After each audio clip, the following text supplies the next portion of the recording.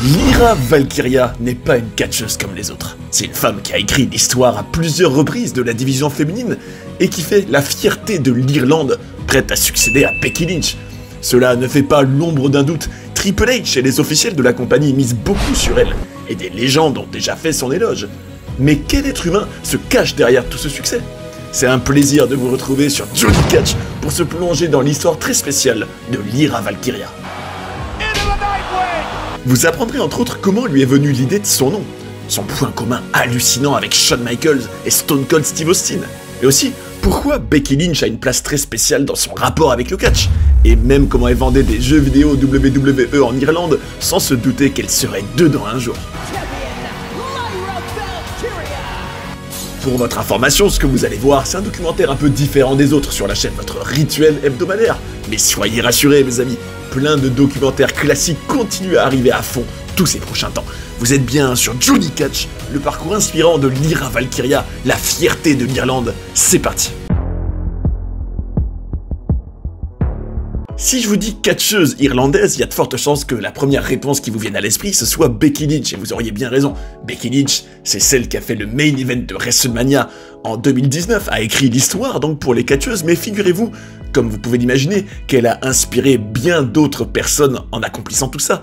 Et une de ces personnes, c'est Lyra Valkyria, qui elle aussi, comme vous allez le voir, malgré le fait qu'elle n'a pas encore, en tout cas en avril 2025, fait de main event de WrestleMania, a aussi accompli de grandes choses en tant que catcheuse irlandaise, tout comme son modèle Becky Lynch. Enfin bref, pour se plonger dans son histoire, déjà sachez qu'elle est née le 23 octobre 1996, irlandaise donc, et de son vrai nom, Aoife Cusack. Elle mesure 1m60, et alors première anecdote assez folle, accrochez-vous bien, sur comment est née la passion du catch chez elle, c'est tout simplement, alors à une époque où elle était encore gamine, son petit frère qui regardait du catch après l'école. En gros, c'était devenu leur petite habitude quotidienne de se regarder de la WWE en rentrant des cours donc, et un beau jour, son petit frère a commencé à regarder de moins en moins, et c'est Aoife, bon on va l'appeler Lyra Valkyria, qui a demandé pourquoi on regardait plus et qui a elle-même pris l'initiative de re-regarder. Et le premier match qu'elle a vu à NXT, et premier match aussi qu'il a vraiment marqué dans sa passion naissante pour le divertissement sportif, comme un symbole j'ai envie de vous dire, c'était tout simplement les débuts de Becky Lynch à NXT. Alors, bien avant qu'elle devienne une des principales stars de la division féminine de la WWE, et donc elle voit cette Becky Lynch qui à l'époque était très, on va dire, axée sur l'Irlande. Elle jouait, de toute façon c'est ce qu'elle est dans la vraie vie, donc une fille irlandaise, et elle revendiquait vraiment très fortement cette identité irlandaise, et en voyant ça, Lyra s'est dit, nom d'un chien, il y a une fille irlandaise à la WWE, ça veut dire que c'est possible? En sachant que Becky Lynch, comme vous le savez sans doute déjà, c'est une pionnière, puisque première fille irlandaise à catcher à la WWE, et puis surtout qu'est-ce qu'elle a marqué aussi, la division féminine, donc en voyant ça, elle a été motivée, elle a été inspirée, et c'est ce qui lui a donné envie de faire ce métier-là et de poursuivre ce rêve, qui va le mener, enfin c'est un rêve qui à long terme va l'amener à la WWE, mais il y a eu plusieurs étapes entre-temps bien évidemment. C'est aussi à noter qu'à une époque, elle a aussi travaillé dans un magasin de jeux vidéo, et je trouve que cette anecdote est assez symbolique et assez folle quand tu sais ce qu'elle va faire par la suite. Figurez-vous qu'elle travaillait donc dans un magasin de jeux vidéo, et elle a confié qu'elle passait des fois des heures à mettre des étiquettes sur les jeux 2K de la WWE. À ce moment-là, pouvait-elle seulement imaginer qu'elle serait dedans des années plus tard? Certainement pas, donc rien que ça d'ailleurs, je trouve que c'est un excellent symbole de son succès à venir. En tout cas, tout a commencé pour elle à NXT UK. Vous savez, c'est la branche de NXT au Royaume-Uni, où il y avait beaucoup de catcheurs et catcheuses européens, et là-bas, elle va adopter le nom d'Aoife Valkyrie. Alors, pas encore Lyra Valkyria, ça viendra un peu après. Alors là, vous pourriez vous demander d'où vient ce nom assez étonnant. Alors c'est vrai que on sait que les Valkyries, c'est des sortes de figures de guerrières très, très connues dans tout ce qui est mythologie, mais elle, c'est précisément une série de livres qui s'appelle Skullduggery Pleasant, écrit par un certain Derek Landy, et c'est donc une série de livres qu'elle a découverte quand elle avait 12 ans, c'est un peu de la dark fantasy, et ça l'a beaucoup inspirée, elle se reconnaissait dans l'héroïne, personnage principal de cette série de livres qui s'appelait Valkyrie Kane, et donc elle a rendu hommage à cette passion et à donc cette série de livres qui l'a marquée dès qu'elle était gamine en choisissant ce nom-là. Pour l'anecdote, sachez aussi qu'elle a confié, ce qui rappelle aussi un peu la Dark Fantasy, qu'elle est une grande fan du jeu vidéo The Witcher. Donc, est-ce que Lyra Valkyria est un peu une sorceleuse, pour ceux qui connaissent le Witcher? Très bien possible. Le fait est que elle a donc débuté à NXT UK, et sa première apparition, c'était donc une victoire, en tout cas dans le ring, le 13 février 2020, en battant la française Amal. À partir de là, elle va avoir une série de victoires qui va durer alors pas hyper longtemps, environ 2 mois, et ça se conclura par une défaite contre Meiko Satomura le 29 avril. Et là, on peut dire qu'il y a eu un peu une période de vache folle pour elle, parce que vous savez, NXT UK avait été fermé, et puis c'est aussi un contexte global, ou un contexte sanitaire, on va dire, qui a un peu freiné les connexions entre l'Europe et les États-Unis, et il va y avoir toute une période pendant 1 an où on ne la verra plus catcher, mais elle finira par réapparaître, et cette fois-ci à NXT tout court, aux États-Unis, le 13 décembre 2022, et cette fois-ci sous le nom de Lyra Valkyria.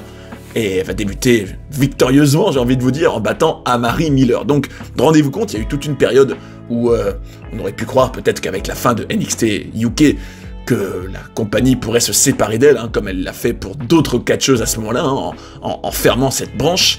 Mais heureusement, Lyra Valkyria a survécu à ce contexte un peu chaotique. Et nom d'un chien, qu'est-ce qu'elle va triompher et surtout avoir un parcours vraiment admirable à partir de là.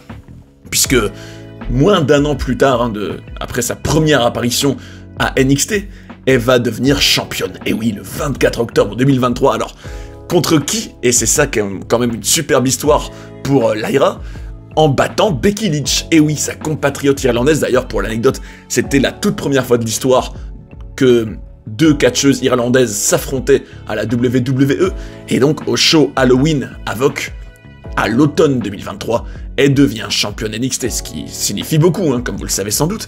Quand on est champion NXT, ça veut dire que la compagnie mise beaucoup sur vous, et que vous êtes bientôt prêt à être propulsé dans le roster principal. Et surtout, en battant Becky Lynch quand même. Becky Lynch qui est déjà une institution à ce moment-là. Donc quel symbole pour elle, en plus de se retrouver contre son idole et celle qui l'a inspirée. Vraiment une belle histoire. Et à partir de là, il y aura des défenses de titres contre Xiali, Blair Davenport, Lola Vice, Roxanne Perez, Lash Legend. Elle va avoir un règne qui va durer jusqu'au WrestleMania de NXT, qui est Stand and Deliver 2024, où elle perdra son titre en 16 minutes contre Roxanne Perez. Contre qui elle reperdra à nouveau, cette fois-ci dans un triple threat match avec aussi Tatum Paxley à Spring Breaking, mais peu importe, ça c'était surtout histoire de vraiment terminer son règne et de la préparer à la suite, qui va arriver juste derrière. Ses débuts dans le roster principal dès le printemps 2024. Donc, faut savoir qu'elle avait déjà eu des éloges de Drew McIntyre, Natalya et puis bien sûr Becky Lynch elle-même. Tout semblait donc indiquer que Lyra Valkyria allait avoir encore de grands succès à la WWE, notamment dès son arrivée dans le roster principal. Alors là, la question qu'on se pose, c'est comment se sont passés ses débuts dans le roster principal? Est-ce que ça allait être à la hauteur de son ascension, hein, parce que rendez-vous compte quand même qu'il y a que 4 petites années entre sa toute première apparition dans un produit, dans un show WWE, et son transfert vers le roster principal, qu'entre-temps, elle a été championne NXT quand même, donc une sacrée réussite qui clairement laissait envisager de grandes choses pour elle. Alors qu'est-ce que ça a donné? Est-ce qu'elle a triomphé aussi dans le roster principal? Est-ce que il y aurait peut-être un changement de personnage? Est-ce que tout ça a évolué? Comment se sont passés, ni plus ni moins, ses débuts dans, on va dire, le stage le plus important de la WWE? Réponse dans le prochain chapitre. L'histoire de Lyra Valkyria dans le roster principal débute en mai 2024, mes amis, puisque elle va être draftée du côté de Monday Night Raw. Alors, le draft, vous le savez, c'est un peu le mercato de la WWE, où des transferts se font, notamment entre NXT et Monday Night Raw, et donc elle en sera la bénéficiaire, et donc dès le mois de mai, elle débute là où ça compte le plus à la WWE, et on peut considérer que la compagnie a très rapidement beaucoup misé sur elle. Pourquoi? Parce que à peine arrivée dans le roster principal, à peine donc les téléspectateurs ont le temps de se familiariser avec elle, pour ceux qui ne la connaissaient pas encore, qu'elle va déjà être dans le tournoi pour devenir la Queen of the Ring, et elle ira jusqu'en finale. Quand même, quelle manière de débuter. Alors, dommage pour elle de ne pas avoir gagné le tournoi direct, c'est sûr que ça aurait été encore plus impactant, mais elle perdra contre Nia Jax. Quoi qu'il en soit, c'était quand même un sacré accomplissement dès le tout début de son parcours, et on voit à travers ça que Triple H et les officiels de la fédération clairement la considèrent comme une top girl, une top woman à la WWE, hein, dès ses tout débuts à Raw. Par la suite, ce qu'il y a de plus notable dans son parcours, c'est qu'elle participera au match Money in the Bank. Alors malheureusement pour elle, c'est Tiffany Stratton qui gagnera ce match. D'ailleurs, je vous recommande mon documentaire sur cette géniale Tiffany Stratton. Et on avait pu voir que, clairement, Tiffany était elle aussi promise à un grand avenir au même moment, donc c'était peut-être que logique que Lyra Valkyria ne gagne pas ce match-là. Mais pour autant, est-ce que ça voudra dire qu'elle sera en déclin et qu'elle n'aura pas l'occasion de briller? Pas du tout, soyez rassurés. Alors, on notera qu'à l'automne 2024, elle sera la cible de l'équipe, enfin du clan Pure Fusion Collective. Alors, je vous cache pas que personnellement, je trouve que c'était pas peut-être le meilleur spot pour vraiment s'affirmer et vraiment se faire remarquer à Raw. Mais pour autant, vous allez voir que c'est vraiment à partir de janvier 2025 que les choses vont vraiment aller beaucoup plus vite pour elle, avec aussi l'arrivée de Monday Night Raw sur Netflix. Vous savez, la plateforme de streaming la plus importante au monde, où elle aura une place de choix, tenez-vous bien. Mais bon, c'est quand même important de dire qu'entre-temps, dans sa vie personnelle, il s'est passé quelque chose de très marquant, puisqu'au mois de septembre, elle s'est fiancée à son petit ami depuis 10 ans, à ce moment-là, un certain LJ Cleary, qui est aussi un catcheur irlandais. Donc, dans sa vie personnelle, à défaut d'encore triompher dans le ring, elle vivait quand même des choses marquantes dans sa vie d'être humain, on va dire. Et tout ça va mener à début 2025, ce qui va être le premier gros succès de Lyra Valkyria à la WWE, en tout cas dans le roster principal. Elle va devenir la première championne intercontinentale de tous les temps. Et oui, il y avait eu un tournoi organisé donc à Monday Night Raw pour devenir la championne intercontinentale inaugurale, et à l'occasion de ce tournoi, elle a battu Ivy Nile et Zelina Vega dans le même match, puis Io Sky, puis Dakota Kai, et elle devient donc la première championne intercontinentale. Rendez-vous compte comme c'est historique, hein. L'histoire retiendra même dans des dizaines d'années que Lyra Valkyria est la première détentrice de cette ceinture. Quand même un sacré prestige pour elle, et va conserver cette ceinture après pendant un bout de temps. Et alors, de notable, on peut relever une participation au Royal Rumble où elle sera éliminée en 16 minutes malheureusement par Ivy Nile. Et d'ailleurs, c'était aussi à l'occasion de cette victoire pour le titre intercontinental qu'elle sera un peu la cible de quelques critiques de journalistes de catch et surtout d'analystes et critiques de la WWE, et notamment, vous savez, Vince Russo, ancien scénariste de la WWE, l'homme qui est notamment derrière beaucoup de storylines très marquantes de l'Attitude Era, notamment la feud iconique entre Stone Cold Steve Austin et Vince McMahon, qui a reproché, alors quand bien même, purement au niveau des performances, purement au niveau des statistiques, quand bien même Lyra Valkyria connaissait donc des choses positives, il reprochait à Lyra Valkyria et surtout à la WWE dans la manière de se servir d'elle, de pas créer d'histoire autour d'elle, que c'était uniquement des matchs, et qu'il n'y avait pas vraiment d'effort de la WWE pour la construire en tant que personnage.